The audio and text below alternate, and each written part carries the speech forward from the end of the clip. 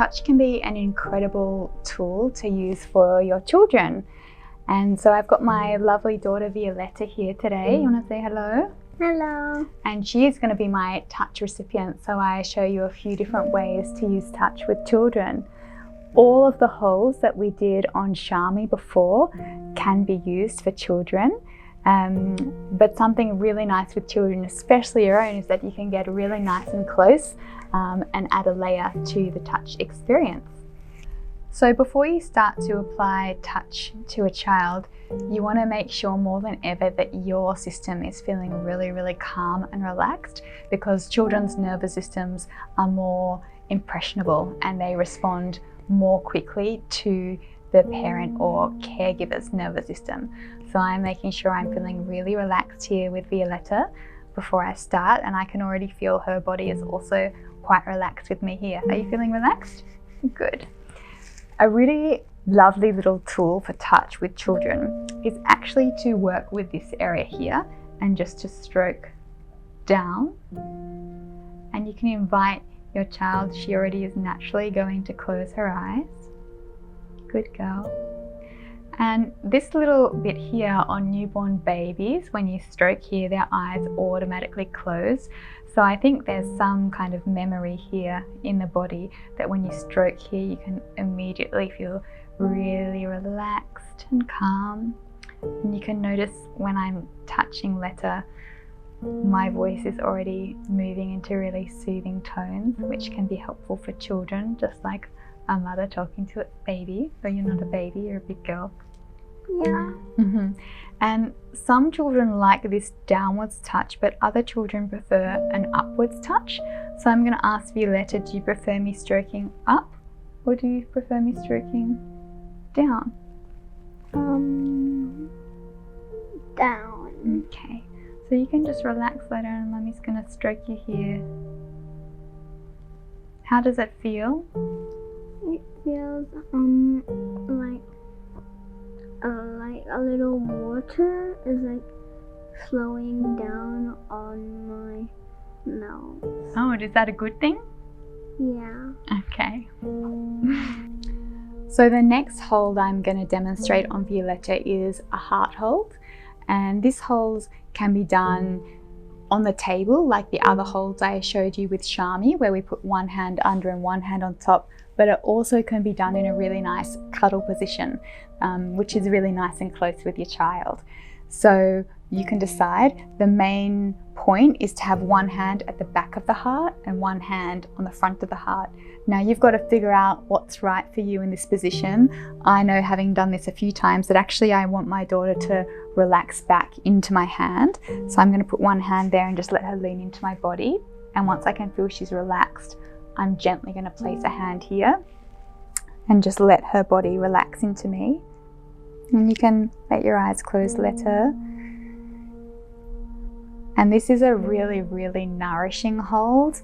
I mean, we know that the heart is really connected to our emotions. So if you've got a child that's feeling a little emotionally distressed, this is a very, very, very supportive way to help them. And I can feel her heart rate slowing. And sometimes I'll ask Violetta if she can feel her heart beating. Can you feel your heart beating? Yeah. Yeah. And can you feel Mummy's heart beating? Yeah, a little bit. A little bit. So I want you to close your eyes and just see if you can feel your heartbeat and my heartbeat at the same time. And I can actually feel her system searching and settling in. Can you feel Mummy's heartbeat well now? Yes. Yeah, so you can just rest with your heartbeat and my heartbeat. And that's a really beautiful exercise to do. You can even just really curl up in this position and have your hearts beat together and hold your child's heart. So I've got Violetta lying down now, and we just got her a blanket because she was feeling a little cold. So it is always good to check whether your child needs a blanket or not. Now I've got Violetta lying down in my lap, which is a really lovely space to be with her. And I'm going to show you a series of 3 holds that can be really supportive while your child's lying like this. So they could be in bed or they could be on the couch, whatever works for you. So the first one I'm going to do is another kind of head hold. And I'm going to bring both my hands, again making sure that I'm feeling really relaxed. You can just relax your head, sweetheart, good girl. Making sure that my hands are feeling really relaxed and my body and self are feeling really settled. And I'm going to slowly bring my hands down and just cradle the top of her head ever so gently. So my thumbs are kind of meeting in the middle of her head around here. You can see this is her hairline, so it's kind of at the hairline. And my palms are just curving around her skull and the fingers are relaxing and they're on the temporal bone, which is at the side of the head. So I'm not down on her face, I'm really at the top of the skull. And this hold can be very, very settling. It can be good for a child that maybe is feeling a little bit anxious or frenetic, so it's a very containing hold. And if you want, Violetta, you can just let your eyes close and feel that support on the top of your head. And you can feel that really natural breath that she just took. Children are very receptive, so the moment you invite them to connect, they often will. So her parasympathetic nervous system is activating and she's starting to approach a very restful place. How does it feel there, Violetta? It feels really good, and it feels like I'm in some place where lots of dreams are happening. Does it? Is it a nice place? Yeah, I feel like I'm in my head. Are you? Okay, well you can just stay there. And I'm going to continue and show you a couple of other holds. Violetta, I'm just going to put the blanket down a bit so that I can show everybody where I'm going to put my hands. Is that all right? Okay, so I'm just going to unfold it a little for now. Still warm enough? Just put my hands in. You can. So the next hold I'm going to show you is just around the ribs. So I'm just going to take my hands very gently and place them on the side of her ribs.